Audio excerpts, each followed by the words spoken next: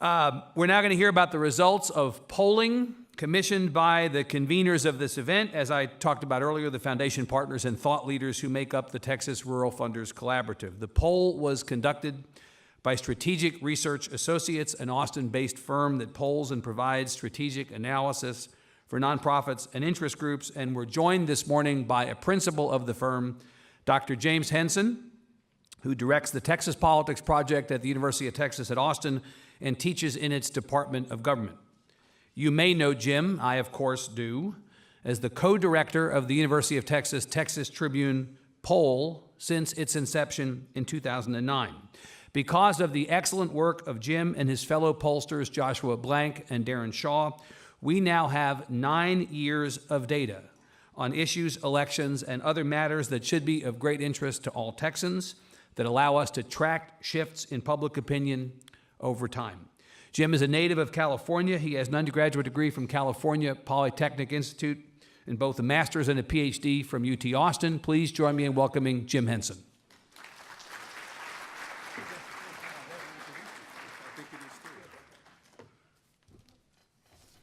Evan and I have known each other a long time, and he's realizing that might be the first time he's introduced me. Good morning. Thank you, Evan. It's good to be introduced by a good friend. Thanks to the Rural Funders Collaborative and all the sponsors for involving us in what I hope is not the last symposium on the future of rural Texas. And based on the crowd and the reception last night, I suspect it will not. As Evan says, I'm here to talk to you briefly about the 2018 Future of Rural Texas poll. My colleague Joshua Blank, and Josh is sitting over here with the beard. So if you have hard questions about this, just find Josh. Josh and I were asked to conduct a poll that captured the attitudes of residents in rural Texas toward the places they live.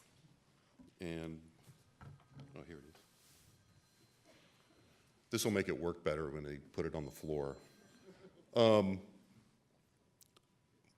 I want to start just by getting the technical details of the poll out of the way up front.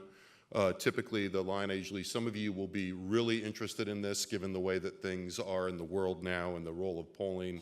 Some of you will take this as an opportunity to take a brief nap since it is early, but I won't dwell on this very long.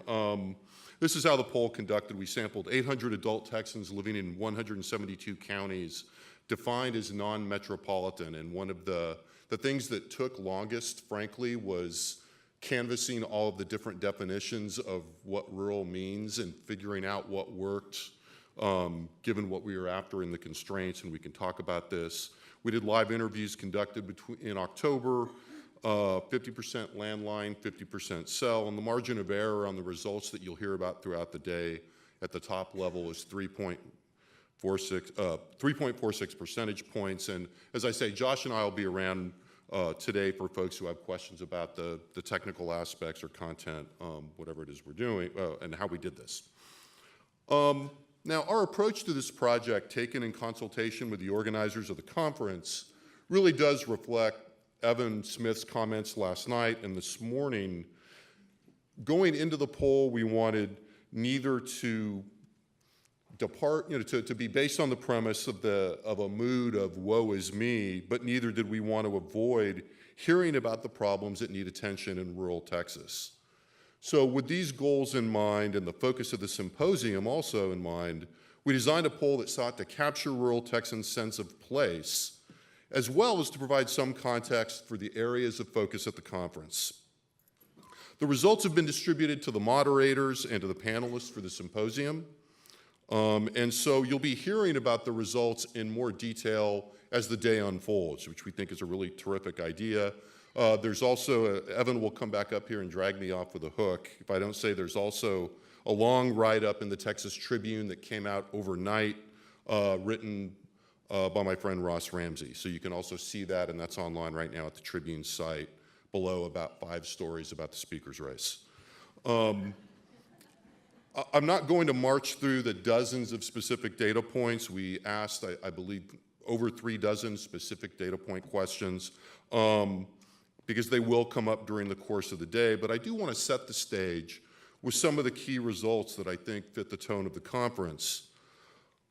To begin with, sometimes, here you can see the areas of focus that are that we had at the conference and that we need to update the software. Sometimes the most simple questions provide the clearest answers, and we find this again and again. Evan talked about the long time series of polling we've done for the Texas Tribune. You know, you can actually sit and devise very complex questions or think about what you're going to do that's really going to get you something, but often just asking people the most direct questions gets you the most interesting results. This poll was one of those examples. So we included an open-ended item, that is a question that invites people to answer a question in their own words, that simply asks, what do you like most about the place where you live? And you see some of the verbatim examples on the slides in front of you.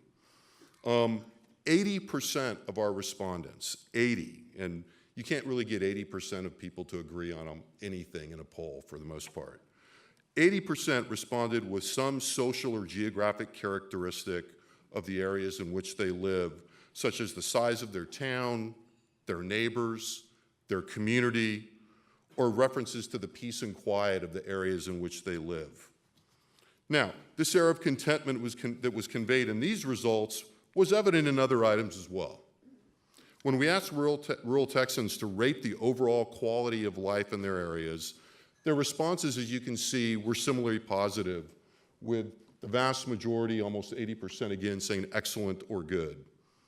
And one can discuss why more good than excellent, and I think it's an interesting kind of cultural issue to some degree that can be explored.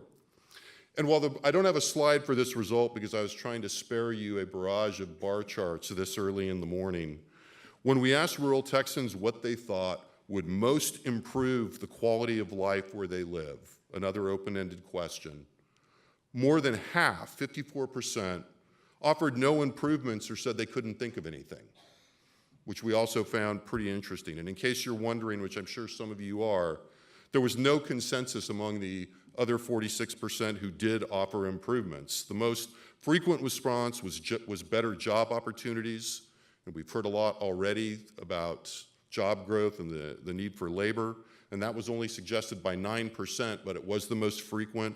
The second most frequent response was improvements related to roads and transportation, which was offered by about 5%.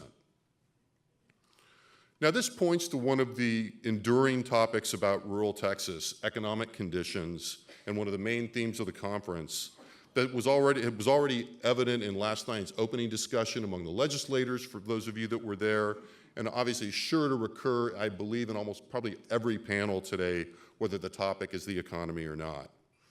Now, as you can see, when we asked about the economy, Texans were a bit more reserved, though far from negative, in their ratings of the economy in their area.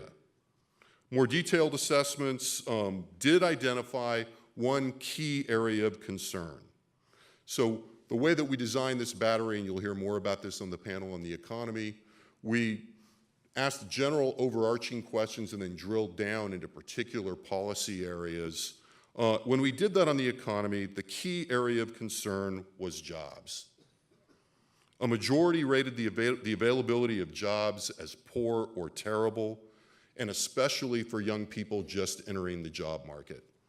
So I think we've already seen some flagging of that, and I think that reflects the attitudes of people in rural Texas. The whole idea here has been to pique your interest in what people that are not in the room with us today are thinking about the subjects that we're here together to talk about. From the very beginning, as I talked to Ellen Ray and the members of the Rural Collaborative and to Evan about the poll, our main point was to acknowledge something that I think is helpful to acknowledge, that I know that there are many stakeholders and representatives of rural communities here, but in many ways this room is probably not entirely representative of what rural Texas is like and the people that are out there. This gave us a chance to go out and ask people what's on their mind, what they liked about where they were living, and what was helpful to them. So you'll find all of these results in much more detail for key demographic groups in the symposium report. I think there's kind of a flyer for it on the table. There are copies available, and I believe there'll be copies available via PDF electronically at some point, which includes the polling data as well as a wealth of other information by other participants in the conference. I hope the results that you find there, that you find in Ross's Tribune article, and that come up in today's discussions help us all to continue to think about the future of rural Texas today and as we move forward. And with that, I'll move on. Thank you.